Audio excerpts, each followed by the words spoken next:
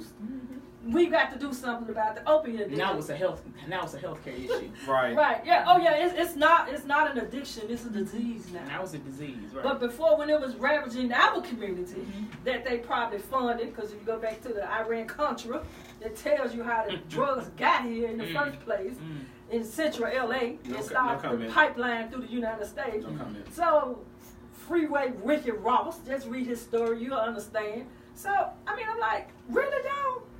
And see, I get real sensitive about that because of the field that I'm in and the people that I see. That's right. The people that they serve in our modern day slavery system. Absolutely. You understand? So I mean, I'm there with you. I know I'm in the belly of the beast. That's right. That's right there with them, and I see my brothers, just decimated by crack cocaine.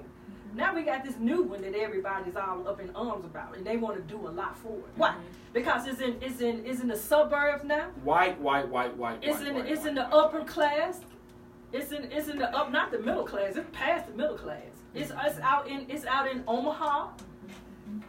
Well, because opioids, many opioids are prescription drugs. You know, and so we're talking about people who have health care. And in the state of Tennessee, the majority of the folks who have health care are non-people of color. Right. And so it became problematic once suburban white women and rural white women started dying. Stay-at-home mom. Right. It became an issue then. It wasn't necessarily something that we were really trying to give attention to. So, shame on our state legislators for those who want to blow up. And for me, I say this. We could talk about opioid addiction, or we could just talk about systemic oppression. Hello. I'd rather talk about systemic oppression. Because let's talk about all of the things that perpetuate why people get high. Let's talk about those types of things, because if we're not going to talk about poverty, if we're not going to talk about domestic violence, if we're not going to talk about community violence, if we're not going to talk about bullying, I mean, we can talk about a myriad of things about people getting education. High. Okay, it's all types of things happening that perpetuate, just like every other thing that happens. It's always the thing, so we talk about that even when we're having conversations with faith leaders. We could talk about abortion, or we could talk about the thing that caused it, and we can talk about the thing that caused that, and we can talk about the thing that caused that. It's always a cause and effect. It's always a cause and an effect. We got a caller. Caller, you're live on the livest show on KWAM 990 Talk Radio. We have Sister Cherisse Scott here. What's on your mind? Hey. What's up?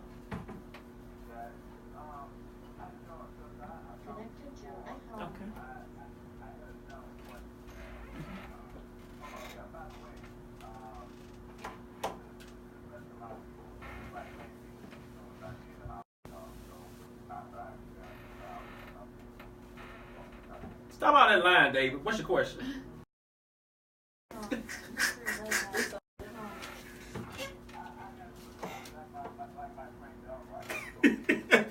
What's up?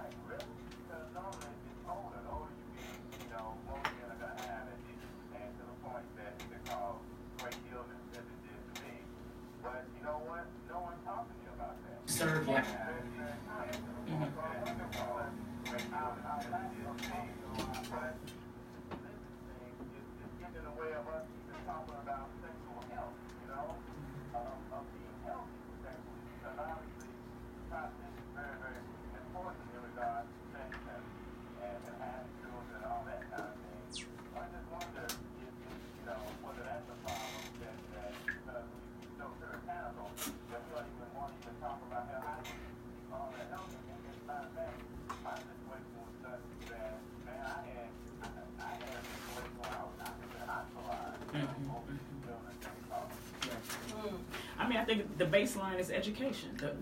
What you lifted up is that there isn't enough education. We want to talk about stuff when it's out of control. Right. Opioids have been an issue in this country for years. Hello.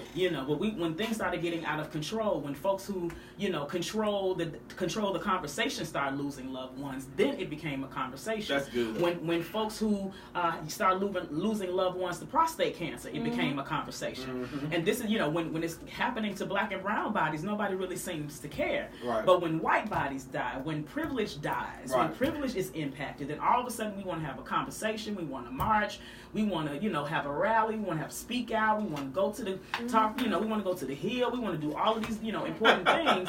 But when it's people that we don't necessarily care about who are impacted by these issues, folks are silent. And so I think that what it really speaks to, not necessarily, it being a quote unquote religious thing as much as it is I want our community, I want the Black community to become more invested in these types of issues early on. We know that these are issues. Your uncle got this issue, your cousin got this issue, your auntie has this issue, your mama's got this issue. This isn't, happening in a vacuum. This is happening to our families. This is happening to us.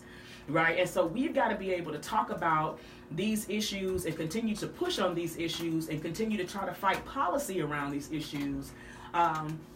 Because I think that's something else that we're not necessarily doing as well as we need to be. Yes, I want us to march, I want us to protest, but I want us to try to craft policy, and I want us to vote for the policy. And the sad thing about it is, we as Black people do not believe that systematic oppression and systematic racism exists. And it exists in our very own community. Absolutely. And so we are so brainwashed, and we don't think that these issues affect us. And until the chickens come home to roost, like you said, until the people who control the conversation are affected, then we want to get involved. But we have to be proactive as Black people and realize that we suffer from PTSD. And as a whole. As a whole. Right. And so we need a lot of healing. And it don't matter if you're Black, you're straight, you're gay, whatever. You're Black, you suffering, and we need help, and we need healing as people. And one of the things, matter of fact, I think it's tomorrow, Oprah Winfrey is having her show, her special, talking about childhood trauma. Yes. And that has really become to the forefront now, to tie in the connection with a lot of issues that adults face and are facing in their lives. Yes. And we don't understand. I read that same article I saw you post, Cherisse, on Facebook, where they're predicting that minorities, Black and brown people, are going to be broke. That's right. In the next 5-10 years, what was I can't remember the time frame, but that we're going to be like. But we won't have conversations about financial literacy. Right. And we must, because in Shelby County, like in the top 2 in bankruptcy, in the state of Tennessee and in America. We're the poorest. We definitely poor down here. We're the poorest That's for sure. county per capita for the size of our Shelby County. For the size, we're number 1. We're the poorest. And our average income around $10,000 or $14,000. It's ridiculous. It's $13,000. How in the hell can you survive on $13,000 a year? You can, but we won't tie that to the higher rates of crime. Right. Right. And when we start thinking about the fact that, for example, I saw something else where 45 is trying to, basically put folks out of, public housing. Yeah. What do you think people are going to do when their full families are on the street and need food? It's going to be crime. Crime is going to be out of control. Yes. But then that will only support a narrative where Jeff Sessions Hello. Exactly. Hello. So, and Tennessee directly benefits from that. That we one of the biggest, our state is one of the biggest users of privatization. That's right. CCA is right here in the state. They were on the board, and they get money when it's filled. And so, and it's all a racket. And you're right, and it all ties it together. And then, and as we continue to keep going around and around, there is these companies, these conglomerates that are buying up all of the food chains. Amazon and there's a Walmart and then they're buying up the pharmacists that's distributing medicine, because Cigna just bought Express Script, who I get my medication from, and I'm trying to think, 2 other companies just joined together. I want to say Microsoft and somebody else joined forces to buy like Aetna, one of these companies. So everything is going to be monopolized. They don't leave out the hospitals and the clinics, right? Because one of the other things that we've been working on is, the fact that many of our health facilities are Catholic run and Catholic owned. What that means is that a particular a piety is going to be enforced on folks. One particular religion, and the way that folks move and grew within that religion will be forced on vulnerable people who may or may not even be believers of that particular faith. That's not like the Bible. Well, I'm just saying, this is something that we've got to be able to think about, and this is broader than kind of one single issue. Right. It's whether or not you want your child to be circumcised. Right. That's going to be problematic. And these are some of the same. And we have to look at the fact that on the federal level, teen pregnancy was defunded. Teen pregnancy prevention. Now, where is that money about to go? That's about to go to, Christian-run, Catholic-run clinics and facilities that more than not are mandating or enforcing a particular doctrine on folks and preferencing that over public health. Yes. Well, here's another one that's going to be coming. The prediction is that in 5 years, anything that you buy, you're going to need cryptocurrency. So they're moving our commerce, in a way that most people aren't even in tune with. They don't even understand what's going on or the dynamics of Bitcoin and Ethereum and bias. They don't understand all of this going on because we're not into STEM and these types of things. So it's interesting. And for those that's left out, and those of you that are left standing in virtual world all day consuming, you better wake up. Y'all better read. Y'all better start reading. Spending some time, dedicating some time to find out what's going on. Flip your TV over to BBC. Flip your TV over to C-SPAN and look at how they are. Mitch McConnell is stacking up these judges, under 45, these lifetime appointments that are overturning a lot of these affirmative actions and the rulings that's been in place for the last 50 years. There's a lot going on. It make your head spin. But you all don't understand. Our last question to you, so we're going to get this in and get out of here. We got to do this. We got like 4 minutes. Well, she's gone, right? Yeah, she's gone. So we do have a winner. Coach Payton, you won. Coach Sherilyn.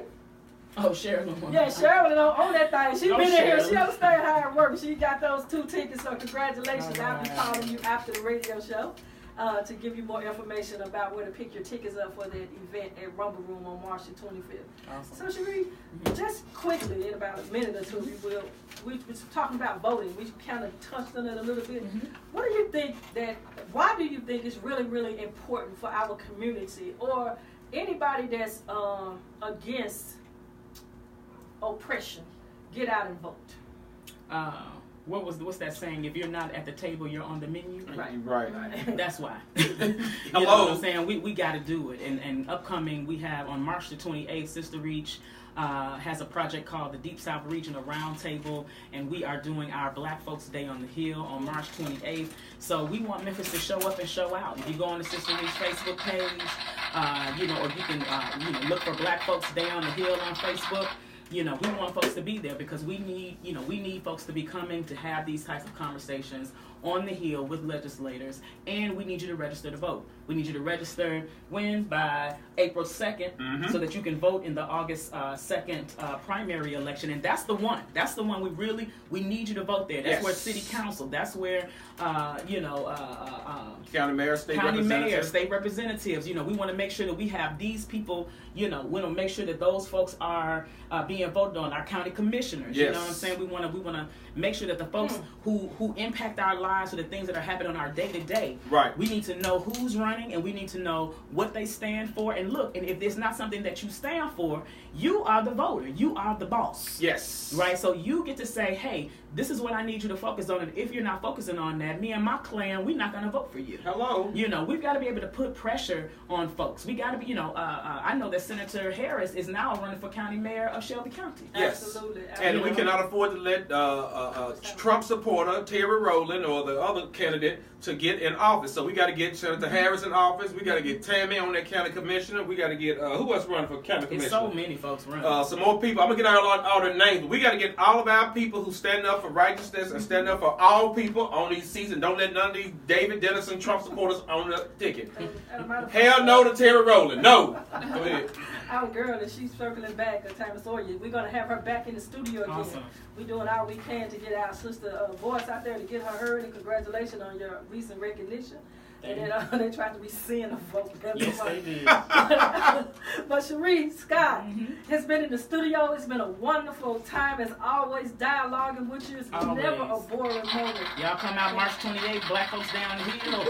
We appreciate you so much. So anytime you need to come back here, our house is your house. We appreciate always that. Welcome. Always feel And good. we're going to get boy talk in here. Real Yes, soon. please. Talk Talk about what we're doing in Punta Cana. Can I wear my dashiki on the hill? Yes, you can wear your dashiki. I'm gonna scare the hell out of them white folks. We thank you so much for tuning in. Wakanda! This Saturday Wakanda! It's been wonderful. It's Unleashed Voice. See you next Bye! Saturday. Bye! I thought you was presidential. I'm not studying these folks. We out of here, y'all. Thanks for watching, y'all.